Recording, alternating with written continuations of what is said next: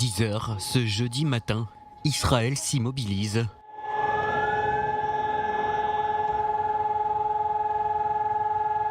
Au son des sirènes, le pays se souvient du massacre de 6 millions de Juifs. J'étais ému parce que c'était évidemment un moment très triste, mais vraiment c'était incroyable de voir le pays entier s'arrêter pendant 2 minutes. On ne voit jamais quelque chose comme ça dans le monde entier. C'était réel, c'était dur émotionnellement, mais aussi très puissant. À la Knesset, la présidente du Bundestag allemand a été accueillie par son homologue israélien Miki Levy. Ce jeudi, Barb Elbas a assisté à ce cérémonial d'allumage des bougies. De notre culpabilité historique découle une obligation. Nous devons lutter résolument contre toutes les formes d'antisémitisme et nous devons garder vivante la mémoire et aussi la transmettre aux générations futures.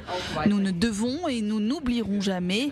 Et dans la honte et l'humilité, je commémore toutes les victimes. Plusieurs cérémonies ont été organisées dans le pays, à Roglit, au mémorial des Juifs déportés de France, ou comme ici au mémorial de la Shoah à Yad Vashem, où les plus hauts dirigeants israéliens ont déposé des gerbes.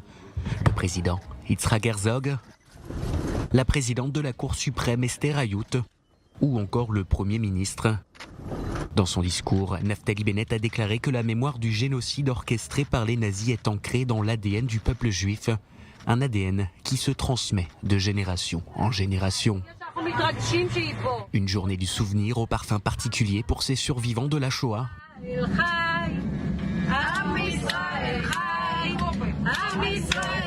Ce mercredi, c'est au son du chant Am Israël Chai que ces dizaines d'Ukrainiens ont été accueillis par Pnina Tamano-Shata. Au ministère israélien de l'immigration, on estime que quelques 500 survivants de la Shoah ont fait partie des plus de 15 000 personnes d'Ukraine, de Russie ou de Biélorussie qui ont immigré en Israël au cours de ces 2 derniers mois.